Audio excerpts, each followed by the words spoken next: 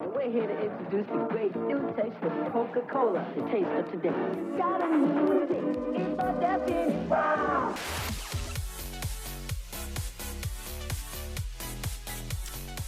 Welcome back to Nerds on a Couch, a podcast where two nerds are on a couch and talk about a bunch of nerdy things.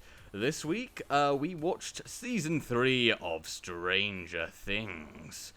So, Sydney, what did you think, what did you think spoiler-free of Stranger Things? I really liked it. I thought it was really great. It lived up to my expectations. There were, I would say there were a few episodes that had some weak points. When you're watching a show about a girl that has, that has telepathic powers and monsters in different dimensions, there's a certain suspension of disbelief, of course, going into this. But then they also kind of have to meet you halfway with it and do things that aren't too over the top to take you over the story. So I think there were a couple of elements of that, but I liked the end result. There was some character growth that I liked. It's still, you know, at the end of the day, like a hardcore buddy film, and very much a story about, you know, the characters growing up, what they're going through, and it's also like a love letter to like the 80s. So I thought it was really good. I liked the new characters that were introduced. There were a couple of weak parts. Overall, I think they did a good job. I would really be interested on your thoughts on the antagonist that they used this season. I don't want to say anything for this part of it because I don't want to spoil anything. But yeah, I really liked it. It was funny. The soundtrack, as always, was awesome. Right? I loved the special effects. I liked a lot of the spy elements they had this season. So all in all, I really liked it. I think it was a strong season. A little weak in certain spots, but definitely fun. It still had the, you know, kids on an adventure against a foe bigger than themselves, you know, having to save the town kind of a thing, which I like. So yeah, I really liked it. What about you? What are your thoughts?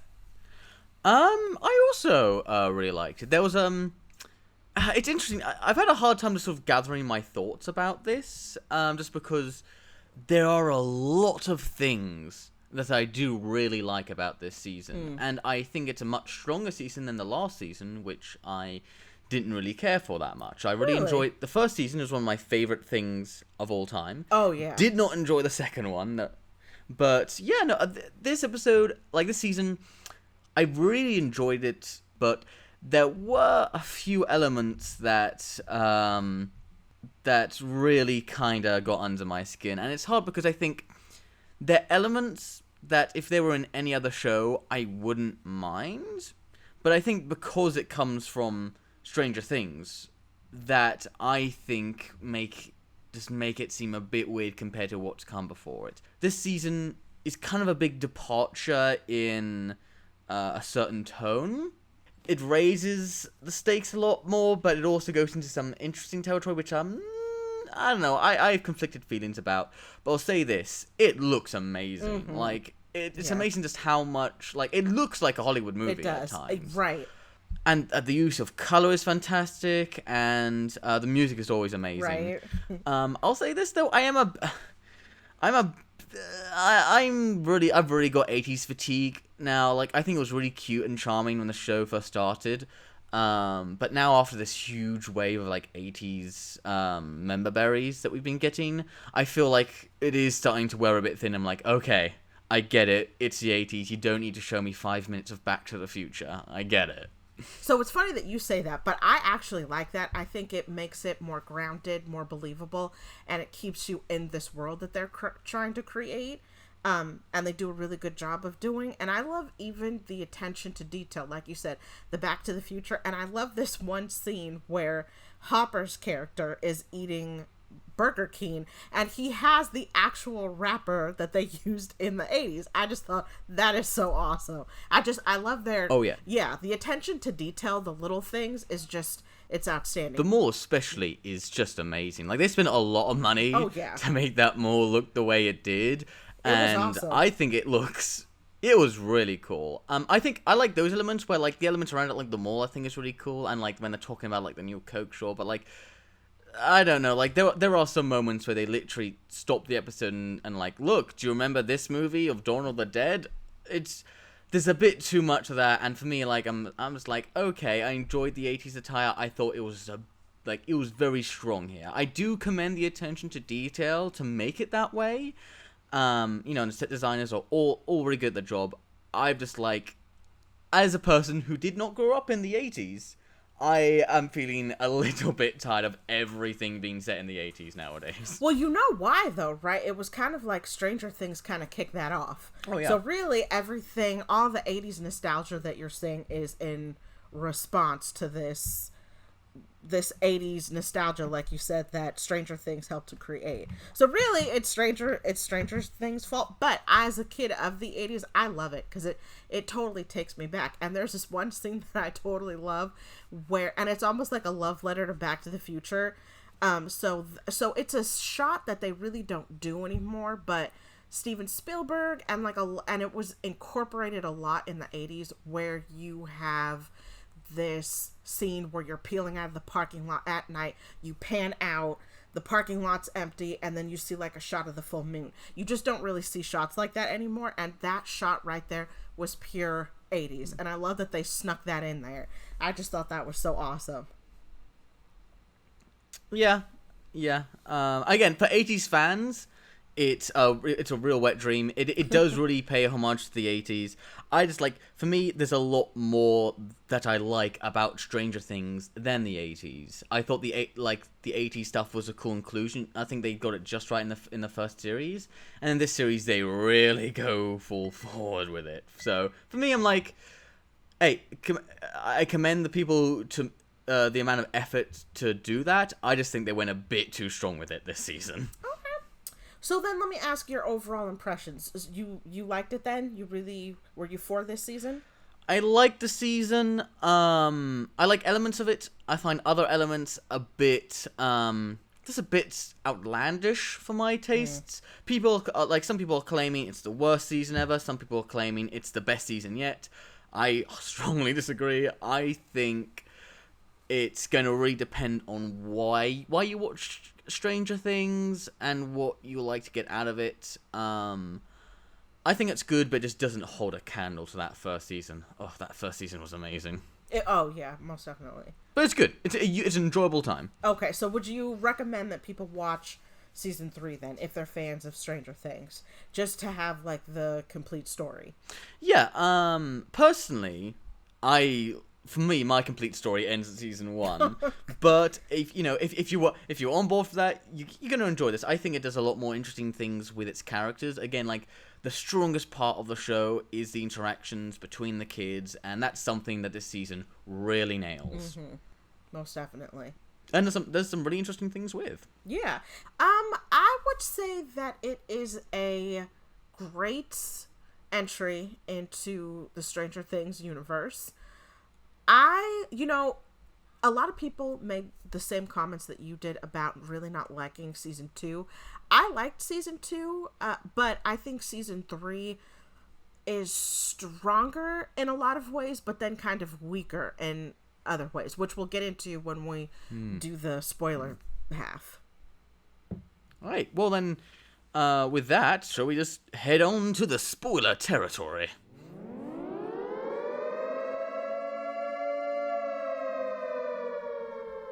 Yeah, so this is the part where you guys, if you haven't watched it yet, please drop off, because spoilers are coming.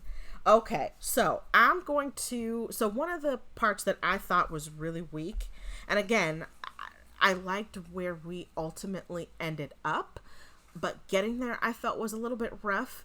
The kids intercepting that Russian communication and then like stumbling across you know, the basically the entrance to the tunnel. I thought, okay, guys, okay, now you're doing a little bit too much, kind of a thing. I thought that part was really weak. I liked, again, ultimately where it led us. You know, the kids underground, cut off from the rest of the group, not understanding, you know, what was going on topside, them trying to get back up topside, you know, being trapped, not having their resources, and their ace in the hole, Dustin, who's like the science guy and slash like a future MacGyver. So I did like where we ended up, but getting there I felt was I felt like it was a little too on the nose, a little too forced. What about you? Yeah, well, I think for me, the whole thing was a bit rough. Like, this speaks, I think, to my biggest problem with the show, which is, for me, is the evil Russians. But like, that is a true element of the 80s, though, because there was a lot of tension with the U.S. and Russia. So that part I get, why they use the Russians as antagonists. So that part actually kind of did make sense. It was just interesting that their interpretation of the Russians were the mad scientists. Yeah, well, I think, again, that speaks to the whole bigger thing is, like, with them going really full force to the whole 80s stuff, I think, like, they adopted a lot more of the cheesy aspect of the 80s, which, I thought wasn't as present in the last few seasons of Stranger Things. Especially in that first season, I thought they did a really good job of, like, taking aspects from many different things. Like, the 80s was definitely a sense of style and place, but then when it came to its more supernatural and, like, shadow government elements, I think it did a really good job of making those more fantastical elements much more grounded and much more scary and realistic. It kind of took, like, I think, the vibes of the 80s, which was shadow governments and crazy monsters from other dimensions, and he managed to reincorporate it in a way that actually felt pretty modern. More palatable. Yeah, not just palatable, but modern and far more interesting. But in this, I think they're leaning more towards, okay, well, it's more like of an 80s thing, and then you have, like, the evil Russians, and you have Arnold Schwarzenegger, and it just feels oh my god, too right? Like, that Russian spy dude, you know, the ultimate weapon. Like, at first I thought the guy was like a cyborg or something, but yeah, totally Arnold Schwarzenegger inspired. Oh, totally. Yeah. Most definitely. And did that not take you out of it a bit? No, because I really like the 80s, and there's a lot of nostalgia for me, but looking at it with your eyes, I mean, I could, so it sounds like what you're saying is you feel like in the previous season, specifically season 1, they used it was a more subtle present, yes, to set the tone and the stage and the world that they're in, but you feel like they went so over the top with the 80s that it almost made the 80s like a secondary character and made it seem a little too cheesy and took you out of the story. I would say the 80s were always kind of a secondary character, but I thought they were really smart in the early seasons, reincorporating those elements into a more modern storytelling techniques. I think what's going to happen in this season is the 80s is no longer a side character. It's the main character. If season 3 was its own thing, I would be fine with it, because it's like, yeah, it's cheesy, but it knows it's cheesy, and it plays fun with that. But by the fact that it's coming from a show that so wonderfully reincorporated those cheesy elements into using things that were very Lovecraftian and just, like, and actually really scary, and, like, how you have, like, sort of the classic 80s crazy stuff, but you, by mixing that with realistic elements, like how kids actually deal with this stuff. Because, like, you know, kids back in the 80s were always doing crazy, wild adventures and movies and stuff. Right. But what I loved about Stranger Things is it actually focused more on realistic aspects of how kids act in that situation and how they deal with this sort of stuff. And so I thought that, like, that more realistic edge to these fantastical elements is what made the show a bit more unique, and why I really liked it. Like, the fact you have this shadow government, you know, that's always in the 80s pop culture stuff, right? But I like that you actually saw the ramifications of that with the character of Elle, who is this, you know, young girl who was taken by the shadow government and tortured and tried to turn into a child super soldier, by actually seeing the effects of what that does to the mental state of a child. Like, taking that fantastical element and actually putting a really interesting, realistic, dark spin to it, a human look to it.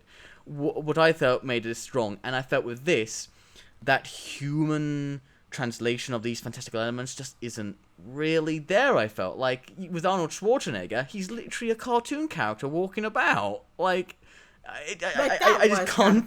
That's for me. That took me out of it. I mean, yes, I'm with you on that part. And even like the evil Russians, like they are just like the evil Russians with the evil Russian scientist and the general, and ooh, look at them doing evil things, and them like, and kids, and it comes to like all the stuff in the Russian base is just so unbelievable. Like the kids running around whilst people with AK-47s are chasing them, and like the fact like when Cooper's shooting them in, and then wears their costumes where they have bullet holes, and yet everyone's totally fine. Like, it's so unbelievable. Well, okay, so that brings me to my next question. What did you think about the new characters they introduced? Primarily Erica, which is Lucas's sister. I liked her. I thought she was hilarious. She's not a new character. Well, I mean, ish. I mean, they introduced her briefly in the second season. She's got a bigger role. So she was more prominent this season. I liked her. Well, I really liked her in the second. It was one of the few things that I really liked about in the second season was her character, because I thought she was there just enough. I really liked the character, but I think like I don't like how she was always kind of just one level. I like when you first saw her when she's blackmailing them into like getting free ice cream. That stuff's great. But then when she's going up against an actual life or death circumstance, that cool guy pretense never gets dropped. She never for once understands the actual dangers that she in like normal kids would. No, she's always that cartoon character. And that's, I think, what I had a problem with her. What is the fact I like that they incorporated her a bit more because she's a fun character, but they didn't give her any sorts of depth. Got it. Okay, so you thought she was just like a one-liner kind of a thing. Yeah. I really liked her early scenes. They just didn't really go anywhere with her. It was more a fan service thing than rather than actually doing something interesting with her. Really? You know what? I kind of liked her. Well, no, not kind of. I did like her. I thought she was sassy. I hear what you're saying about Erica. I actually liked her. I thought her character was super funny. Playing the constantly annoying bratty little sister role. I liked her. I thought she was funny. Added comic relief to tense situations. No, she didn't act like probably a realistic 10-year-old or 5-year-old, depending upon the viewpoint of the character. But I thought she was funny. I liked her character. I like Erica because she's just, I don't know, kind of like everybody's bratty little sister where you're just like, Erica, shut up. So I thought she was funny. And so let me ask you a couple of questions, if you don't mind. So what did you think of them incorporating the Mind Flayer as the ultimate antagonist again, because we thought we closed that chapter last season? Do you think that do you think they're overplaying that character? Again, I think it comes to the fact that I loved how they played with the upside down stuff in the first season, where it was very Lovecraftian in a way where you already got glimpses into this world, and it was like this other thing that was beyond like human comprehension and something that we just don't understand. And I felt in this season, I liked that the Mind Flayer was brought back because it did seem like this big presence, and like it alluded to in the previous season. But I don't like that it's given a voice, because by like taking over people and literally kind of like speaking through them, like, it just sounds so cheesy. Like, you literally have Billy going, "We will get you, Elle, and then we shall destroy your friends, and then the world." It just pegged, like, it was another peg of making. So you like your monster to be a little bit more ambiguous? Well, at least in the way that like Stranger Things was doing, like the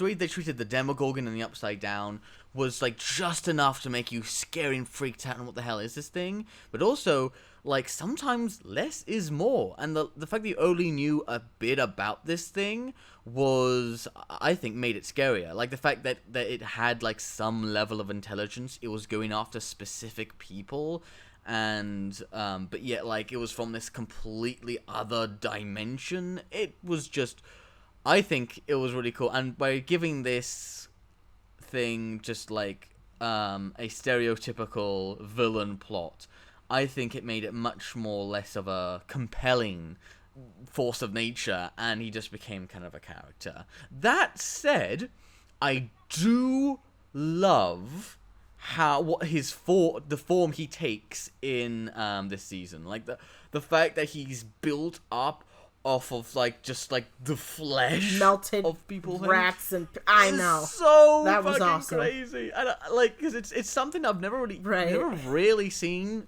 that well before. Like it's got like elements of the Thing, but like the fact that it's literally and the Blob, definitely totally yeah. But the fact that like the people just disintegrate, and then you see like their bones and like guts just move and then conjoin into these creatures. That's so awesome. Yeah, and that's what I was talking about. Like, I think that's the effects in this show are just really great because it makes that monster like so much more interesting that you actually seen this. And like the first scene where like you see it combine into the creature in the hospital is so well done. So I love the shape that the creature takes on this. And I think like just visually that is an utter treat, despite how bloody morbid it is. It was just something really cool. Right. And I totally get what you're saying about how less is more and you don't want to give too much away. I understand that. That's a valid point. But I raise the point that, I mean, we're into the third season, and if this is ultimately going to be the main overarching bad guy, you know, for the duration of this series, then the character of the Mind Flayer does need to be more developed. So I did like that we had, you know, that there was more communication established, because then that kind of gives you more of a mindset and it's easier to understand, you know, the motivation, if you will, of said monster. So I actually did like that there was more intelligence. Okay, I don't mind it has motivation. I don't like its motivation is so human. Considering that these creatures are from another dimension beyond human understanding, I hate that its motivation is, I'm going to kill this little girl and then kill the world.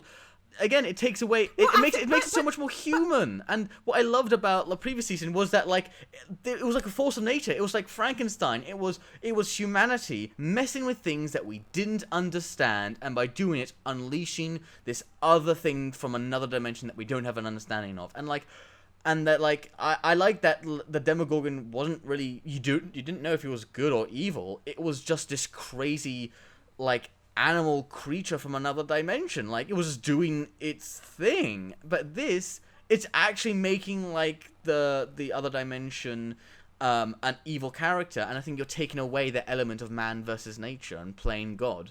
But okay, on that, I have a rebuttal on that, because I don't necessarily think that that's giving it a human motivation, because even on a bacterial level, right, an organism's primary objective is to what? Is to spread and replicate, right? And that's not necessarily, that's something that humans do, yes, but that's something that every existing organism on Earth, on Earth, and in science that we know of does. So that its motivation makes sense, and you know, wanting to come to this planet and spread, infect as many people as possible to get rid of us, because what does it want to do? It wants to spread. And I get its motivation for going after Elle, because the one thing standing in its, you know, way is Elle. So that would make sense that it would target Elle, because she's in the way of its driving force. So that does make sense. But again, to me. my problem isn't that it makes sense. Because, yeah, it makes sense on, like, a bacteria level, sure. But what I found so cool about the Upside Down stuff is that it didn't make sense. It was weird. It was something that was just completely strange to human understanding. By giving it a reason that makes sense, by giving it, like, this bacterial backstory of, I want to spread, it's making it human. It's making it earthly. It's making it so much less interesting. It is not, it's But see, here's the thing. When you're in season 3, you have to develop your characters. You have to move all your characters forward. So this monster can't just stay ambiguous for the entire duration of the series, because just don't have it be the main villain. Then you're going to get bored and there's no movement. So you have to, at some point, step it up a notch. And I think that's what this character did. Well, see, and that's another reason why I think this show should have ended in series 1, because you don't need to make this this evil character a big villain that, like, it's making something that was so cool and unique, like this otherworldly beings, and it's making it generic because we've got to have another series. Oh, well, people like the Upside Down, so we've got to make that a villain, and if he's got a villain, he's got to have motivations that the audience can understand. Well, like series 1, you didn't need to have, the Demogorgon didn't have motivations that you understand. All you knew is he was just taking people and he was killing people. And I think that was enough. That was enough to make it a really compelling villain. The Demogorgon is so iconic, and he didn't need a motivation where it's like, I will take over you. Well, the Demogorgon were those seed-like things that got huge, that had like a bipedal body, but its head opened up. The Mind Flayer, I think that's the overarching bad guy, and that's its name, is the Mind Flayer. Yeah, no, I know that they're different people, but they're both from this, like, they're both like third-dimensional beings, and like, for me, like, what I loved in series 1 was that it was just enough. It's just making something which is supposed to be a third-dimensional craziness, and it's turning it into something that's what I feel is pedestrian. Okay, all right. So it's interesting to get your thoughts on that. Yeah, and again, and I would not mind it if that's what the show was going forward. Like, if the show said, oh, it's this cheesy, 80s show with evil Russians and evil creatures from other dimensions, sure. Like, I watched stuff like Ben 10 growing up, and so I'm used to, like, just going along with crazy stuff that doesn't make sense if that's what the show is. But the fact that the show wasn't that, and it was doing something more different and so much better, back in series 1, that I can't help but feel like it just feels unsatisfying, because it waters down what I think was so good about series 1. That's why I don't like it. It's fine by itself. But see, but then you have to realize, though, that Stranger Things is not just season 1, and that the Duffer Brothers basically have like a 5-series outline. So basically, the story is supposed to take. Don't remind me. Stop. That the series is supposed to be 5 seasons. So we're not done, with the development of the characters and, the ultimate goal, and we're not sure where the Mind Flayer is going with this. So maybe, things, not maybe, I'm sure things will definitely improve, because right now we're just partway through the overall story. See, but here's the thing. Like, you're saying, yes, well, they've got, like, 2 more seasons to go.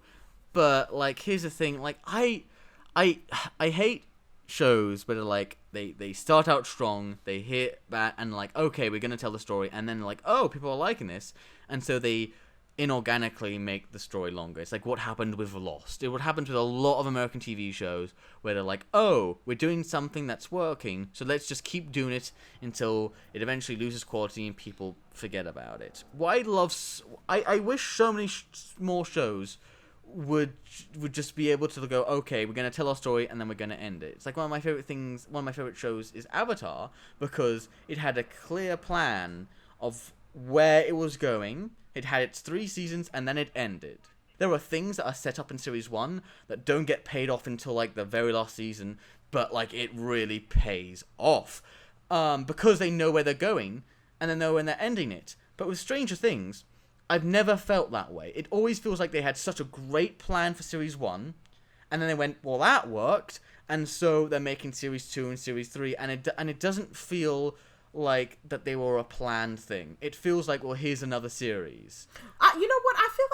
I think they're building on the framework that they started in season 1. Yes, there were some super weak elements with the Russians. The fact that they're, like, just so tonally different from each other, just it symbolizes to me that it started off as one thing, and then people liked it, and so they kept making it. What I like is a show that just knows what it's doing and ends. It's why I like anime, because anime, although it has its long-running series, most shows... Hello, Naruto. Dragon Ball Z. I'm saying some shows, but the majority of anime shows that you see coming out and everything are self-contained stories. They have a beginning, and they have an end point. But you know what? But I would argue that sometimes the series are cut too short and leave gaping holes in the stories because, you know, they were so focused on, you know, a short run that they left all these plot holes open. Sometimes, but I did not feel that with Stranger Things Series 1. There was like one or two things that were like left open, but I was so satisfied at the end of Series 1, whether I just haven't in the last few series. This one had some like an interesting ending, but like nothing compared to how satisfied I felt at the end of Series 1. Everything came together so beautifully. And you really love Season 1, don't you? Season 1 is one of my favorite things of TV shows of all time. It is so well written. It is so good. The themes it explores, the way, like, the balance of all its media, and, like, it's utter heartbreaking ending, but yet it feels so deserved. It's fantastic. And like, as soon as they even brought Elle back to life, I was like, okay, well, what are they going to do with it? It just, as soon as they brought Elle back to life in Series 2, from then on, it feels like, okay, well, now we're just going to tell more stories with these characters because people want to see them. All right. Well, you know what? The only way that either side can be proved, you know, right, wrong, in between, kind of both right, is to just stay tuned and watch. We still have another 2 seasons to go. I'm super excited about it, but I know you're probably going to come into it with, you know, a little reservations. You do bring up valid points, but I don't think it's enough to deter me from watching the series and or being excited about it. No, totally. If you like the series, that's great. I'll never, like, condemn anyone for liking something, you know? But for me, personally, that first season just meant so much to me, and I thought was so good that, you know, and, like, I think these later seasons, although I enjoy them, and I think if they were by themselves, I would like them, the fact that, like, by watering down the villains and just making them so much more, for lack of a better term, Hollywood, for me, it makes that original series a bit weaker when rewatching it, knowing that, oh yeah, well, he's just the Demogorgon, and above him is the Mind Flayer, and the Upside Down is just this, and this. Where they're like, I love the ambiguity of that first series, and I thought that's all you needed. Well, so I enjoy the season. I think it's a good time, an enjoyable show, but it still doesn't really justify its existence to me. It's fun, it's a good time, but it's not Series 1. All right. Well, that actually brings me into my next question beautifully. Thank you for that. So predictions for next season. So as we end, season 3, the Briars have moved out, and have left town and have officially and unofficially adopted Elle. And in addition to that, Hopper died and Elle doesn't have her powers anymore. So I think those implications are going to be really interesting going into the next season. Do you have like any predictions? A few. Quick thing, did you watch the post-credit sequence? Yeah, when they shoot back to Russia and then they bring out Demogorgon. Yeah, Hound. So yeah, I'm going to guess... No, it's not even the Hound. It's not even the Hound. It's the full-on Demogorgon. Right, to eat that killer, the prisoner, basically. Yeah, and you don't know he's a prisoner. He's a killer. He's probably just a political prisoner who said, "Oh, I don't like the Russian government," and then got thrown in jail. No, in Russia. Or a soldier that disobeyed something, but yeah. I mean, have you seen Chernobyl? Russia's kind of fucked up. No, I don't want to watch that because it just seems like it seems really depressing. It is, but it's great. It's depressing, but it's great. Oh no, I bet it is because they've got some really great actors and actresses, and writers. But yeah, so next season, I'm going to guess we're going to. This won't be the last time we see the Russians, is my impression. Yeah, no, I know. For me, like, that whole end sequence just made me very not looking forward to the next season, because it's just like, so we're gonna have more evil Russians.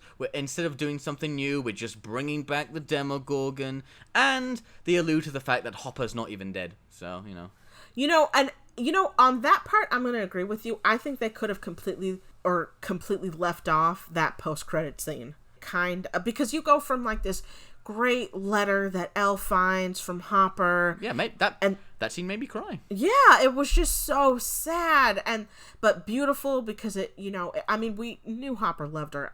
He's what's like a diamond in the rough. He's really rough around the edges.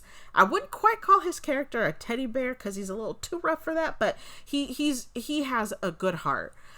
So it wasn't at all surprising when they did that read over, or that voiceover while Elle's reading the letter, where he's basically like, I'm not perfect, but I love you, but, let's try and, make this work. I just thought that was just so beautiful. And then her, reading the letter and then packing up and all of them like saying goodbye. I just thought that was just so great, and they could have ended it there. And that post-credit scene, I totally agree with you. I feel like they should have left that part out, definitely. Yeah. It's super cheesy, the letter reading scene. It's a very Hollywood moment of like, oh, but I've left this letter. But for me, like... But it's beautiful. It earns it. It earns it because I like the characters, and it does provide some nice sort of closure to them. So for me, like, again, it leads to the thing, like, the season's very cheesy, but that moment still got to me just because of, like, the one great thing I liked about season 2 was the relationship between Hopper and Elle, and I think that really... that scene does bring it home. One of the funniest parts is where I just loved when Hopper lost like his temper, because I really like Hopper, and it's just funny to see him in his Hopperness. And then when he completely gives up on the letter and he decides to drive Mike home. And for a split second, I was kind of with Mike. I thought, oh crap, he just locked the door. Is he going to strangle the kid? Please, Hopper, do not commit murder. I thought that was great.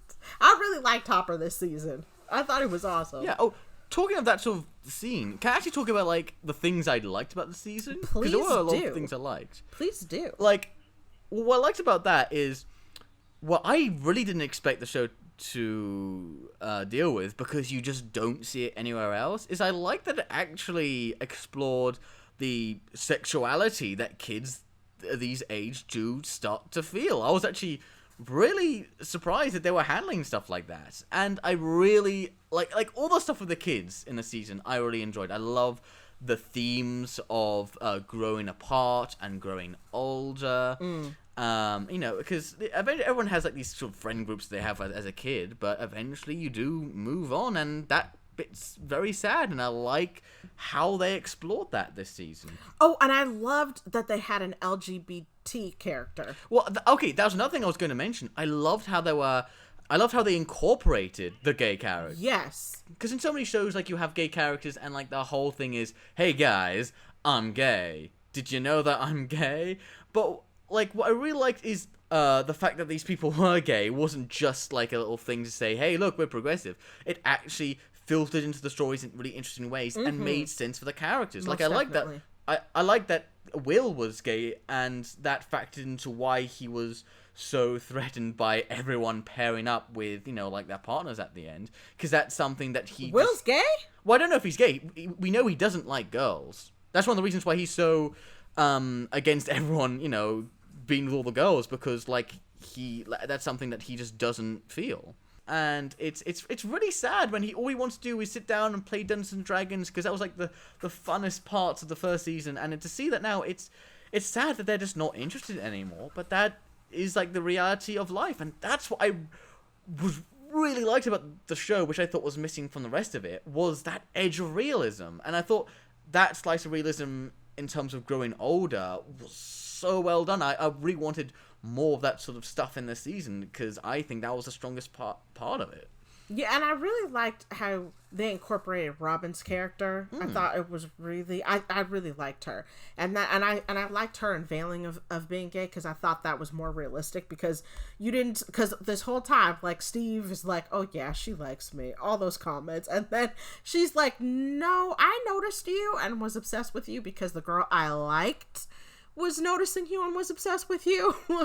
I just thought that was great. I just loved her character. So I'm with you there. Oh. I do really like the fact that they have LGBT characters in there. I think that's awesome. Well, because the 80s was not kind, at all if you weren't homosexual, or excuse me, if you were homosexual. So I think that's awesome. Well, again, and what I like about it is the fact that it's not just, hey, look, we've got LGBT characters. It actually does something interesting with it. Like, I like Robin's reveal because definitely. What I liked so much about the first season was it did such a great job of making you think it was going to go one way and go in another.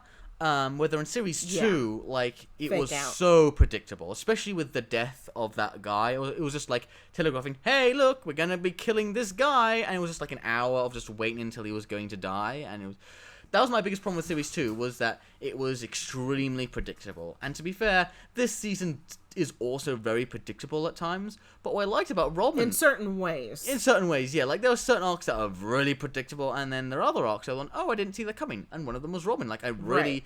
like that when, here's going to be the girl that, like, Steve doesn't like, but he actually comes to like, and then they get together, but, oh, no, sometimes... Right. And I feel so sorry for Steve, because he's gone through all the stuff with Nancy. Poor Steve. And then he's finally found someone who he actually has feelings for again, and, she just doesn't like guys, and that just, and that's life sometimes. And I feel... I know, and poor Steve. And can Steve have a relationship that works out, do for brothers? Because he's had it rough these last couple seasons. But that's why, like, sometimes life you don't get, like, perfect relationships. I mean, you really don't. It's that's what I like about it. Like, just when you think, yes, good old Steve, he's finally gonna get what he deserves. Like, no, sometimes.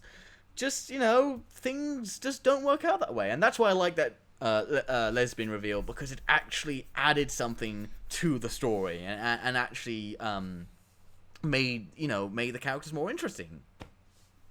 Oh, and can we talk about, and as a woman, what was really pissing me off is they had like a very Mad Men elements in there where we have Nancy, who's super smart, very driven, and how she's basically just treated like a second-class citizen, in this room with all these dudes smoking cigars, and she's sitting on like the best story, but nobody will listen to her, and the way they talk down to her. And what I thought was super, super interesting was that, Jonathan, I've always liked Jonathan's character because he's such an underdog, right? But yet at this paper, he's like the ace. All the higher up white older guys totally love him. He, because he fits into that patriarchal type. Nancy, who in high school was, super smart, super driven. She wasn't quite popular until she was with Steve, but she was socially way more acceptable. But yet when she graduates and is in the real world and has a job at the same paper, she suddenly becomes a second-class citizen, so their roles reverse. And it's interesting, the dynamic that happens. So you would think that Jonathan's character, who has always been treated as less than, would understand where Nancy's character was coming from, but his attitude was, don't rock the boat, just do what you're told, keep your head down, we need this job. I just feel like someone that's been on the outside as part of like a disenfranchised group would recognize what was going on in front of him when he was seeing how Nancy was being treated and ostracized. Personally, I think that makes sense to me because he's always been down on the ground. He's always had a very realistic view of things, whereas Nancy, being the popular girl, has always had, a very idealistic view of the world. And so I think it makes sense for him to not really recognize how shit of a time Nancy was being dealt, because he was just like, this is just how the world is, you just gotta, shut up and do the do's, in order to get in the world, because, even he was better received than Nancy because she was a woman, he was still below them, and so he still was just like, oh, you just gotta, build up, this is how the world is. But then I liked, he actually, by the end of the series, he actually said, "No, I was wrong and you were right, and and you were being taken shit." So like he does recognize it in the end, which I really like. I like they were like in any relationship, certain elements of the characters do kind of make them go against each other. Like I love that scene where they're in the car and they're wondering, shit, are we drifting apart here? But like in the end, there's in a relationship you're gonna have things that you disagree upon, but like in the end, they came to understanding and they are still really good together. So I like that, and it's also carried on the element of growing up and just dealing with stuff about the real world. I really like that. I thought that was a really cool element.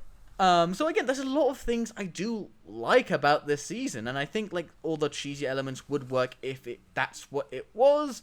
But again, like I think all the good stuff that is in it just makes me recognize the fact of when I think it's coming up a bit short. Like the fact like the villain is just the Russians, and the whole element of man versus nature, the whole Frankenstein complex is just kind of dropped, and this very strange and outworldly fourth dimensional beings are now kind of just feel very earthly and just given very standard alien motivations. I feel is a bit of a drawback, but again, that's only because it comes from a show that I truly love. That first season is something that I will always have, and I'll always really treasure. And that's the only reason why I'm being a bit more harsh on it, was just because I have such love for the show's origins. So let me ask you this then. So one of the major characters of the show is Elle, right? You really wouldn't have a show if it weren't for her. So what did you think about her losing her powers? I think that's super interesting to see what's going to happen, because so her entire life at this point has been defined by her powers. That's why her mother was, chosen, why Elle was kept like a lab rat, how she was able to defeat the Demogorgon. I mean, all this stuff. So much of her identity are her powers. So it'll be interesting psychologically, how does she deal with that? Because for the longest time, that was her defining character trait. Yeah, I don't know how they're gonna do that moving forward. I think the whole powers and stuff does make her more of an And do you think she will get them back? Probably. I mean, just knowing if it's going along the same routes that it has, where it's this kind of cheesy 80s throwback show, she's gonna get her powers. The what's it called? The Demogorgon's gonna come back. It's gonna be a big army. The evil Russians are gonna do something, and it's gonna come back in a time of need. I don't know. Again, like what I liked so much about the first season is I didn't know where it was gonna go, but in this, I can almost assure you that Hopper's is actually alive, and Elle's gonna get her powers back at some point. She's going to be moving to a place she doesn't have any of her previous friends, because I don't think, and I kind of feel like Will has a little bit of animosity towards her, because, she's kind of the reason why their friends aren't as tight anymore, and Mike hasn't really been so present in his life. She is the Yoko Ono. You know what I mean? Yeah. And plus she doesn't even have the comfort of her powers anymore. So she is completely in this. She's kind of like left adrift, and I'm really curious to see how she handles that. You know what I mean? So I'm really excited for next season. I think it's going to be really interesting. And then before we go, I just have one more question. We can't go without talking about Steve. What did you think of his character this season? Do you feel like he was able to redeem himself in the end and not be such a douchebag? And do you like how his character was handled? Well, first off, are you talking about Billy? You said Billy. I called him Steve. You called him Steve. Billy. I was like, I love Steve. It was great. I already said I loved Steve. Here's the thing. I really appreciate what they were trying to do with Billy. About, trying to humanize him and, give him kind of like a Darth Vader like ending or whatever. It didn't really hit it home for me. I'm just like, everything that we found out about him, we already kind of knew in Series 1, that yes, he had an abusive father, and this is just how he takes it out on the world. I knew that in Series 2. I still enjoyed it when he got his ass bloody beaten, handed to him, in Series 2. So, like, I like that it was saying, like, even really dickish people have, elements of them. They're not just two-dimensional. Despite the fact that there are tons of two-dimensional people in the series. So, like, it feels a bit weird because you're like, oh, but this character who you thought was two-dimensional actually has so many layers, yet all these other people we're just meant to accept as completely two-dimensional. Seems a bit off-kilter.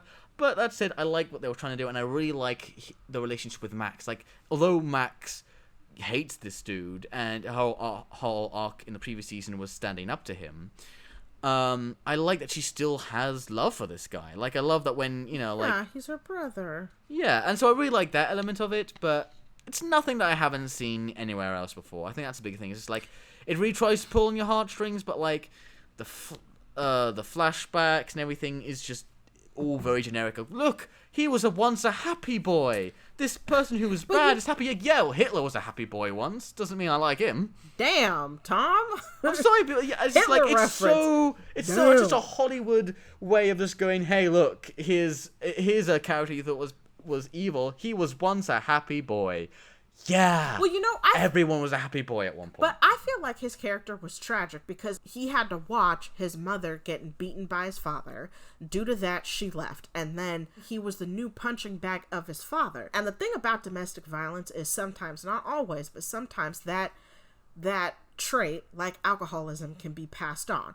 And so he kind of became like this bully and this jerk because he had this chip on his shoulder. And then when Max stood up to him, and then I was really interested to see if maybe that helped move their brother-sister relationship forward a little bit, because he couldn't pick on her, and maybe they could find a new dynamic together. But he's then taken and used as, like a bitch of the Mind Flayer. So, and his body is basically violated by being possessed by the Mind Flayer. And then when he finally does come back to himself, it's to defend Elle. So I find his character to be kind of tragic. But I did like that. I feel like he was able to redeem himself, and it was nice to see, behind the antagonistic behavior that we first see between him and Max, at the end they really did love each other, and in his own way he was trying to apologize to her for all the things that the Mind Flayer made him do when the kids trapped him in the sauna. So I liked what they did to his character. I thought it was a neat send-off. I liked his death. I thought it was cool. I like the idea of it, and yes, he is a tragic character. He's just not a unique tragic character. It's just something that I felt I've seen so many times before, and as a result, like, it didn't do anything new that really made me empathize with him and anymore. Like at his big sacrifice at the end. I don't know. But be honest. When he died, were you clapping? I wasn't clapping. I wasn't crying. I went, well, there's Billy dead. Yep, saw that coming from a mile away. Yeah. Oh yeah. And it was just he just died, and I was like, okay, there goes that character. A character who they tried to make me care about, and I just didn't. Because it did it in just very kind of a generic way. I thought he was a tragic character, yes, and I like the idea of it. It just didn't affect me. It just didn't do a good job of affecting me. Also, just slightly unrelated note, but like, I just have to mention it now. I hate the amount of flashbacks they use in this season. Every 2 minutes is a flashback. Yes, I've seen that. I was there. I watched it. This is a show that's meant to be binged. Stop showing me all these flashbacks. Oh my goodness. I just want to get it off my chest. Okay, so I guess let's wrap things up. So, Are you looking forward to the next season? Nah. I'll watch it. But like the stuff you'll watch. Yeah, the stuff that they set up for the next season does not interest me. Elle losing her powers, there's nothing for me. I know it's interesting you. That's great. Doesn't do anything for me. They're then moving away. I'm interested to see how that affects their relationship, because I'm guessing they're gonna like move back for like summer vacation or something. I don't know. But yeah, the stuff like Hopper's gonna be brought back, and the evil Russians are gonna be back, and the Demogorgon's gonna be back. Like, I just like, oh my god, just do something new. Stop just.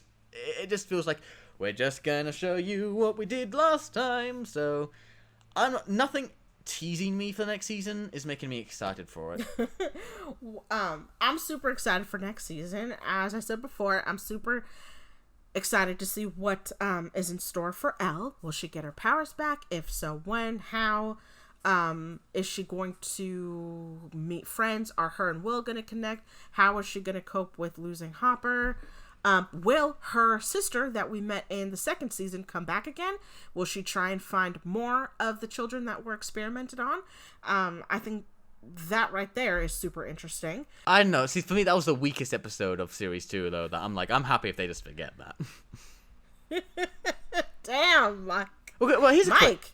Yeah, I don't like series 2, and almost everyone points out that episode was just a bad episode.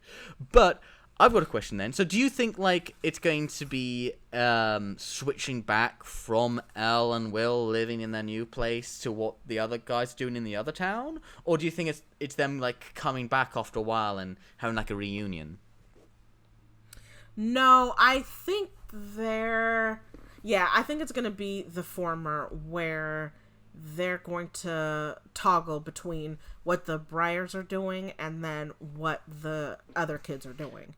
That's what I feel like it's going to be. I feel like that's the... Okay, that would interest me more. I got the feeling that it was going to be more the latter, just because one of the last shots we see is them driving out, and it panned to the sign that says, "You're leaving this, come back soon." So to me, visually, that just told me, oh, okay, well, they're going to come back to this place. Not too long. They're not gone forever, is what I got from that sign. But if they do go, I think, with what you suggested, personally, that interests me more, that it becomes more of a multi-narrative where you see them in one place and then you see them back in their town. It's going to be interesting because the whole show was built around the strange going-ons in this town. In fact, the original name for this show was going to be the town's name. So it's going to be interesting to see if Stranger Things actually sets in part of its series outside of the town. You know what would be really interesting is if Will and 11 uncover some weirdness in their new town and they don't have Elle's powers or their gang to back them up. I think that would be interesting. Maybe they might go in that direction. Well, I don't know. Only time will tell. Definitely. Alright, so do you want to have a quick things we're excited about corner? The things we're excited about corner. So one thing that I am excited to see is the new Amazon series called Carnival Row. I am super excited. What's it about? About that. So it's basically about a human detective and a fairy that are having a dangerous affair set in a Victorian fantasy world, where they are trying to uncover a mystery. God, it's weird. A lot of people are doing that sort of genre, like the new Pixar films doing that. Yeah. Well, what about you? What are you excited about?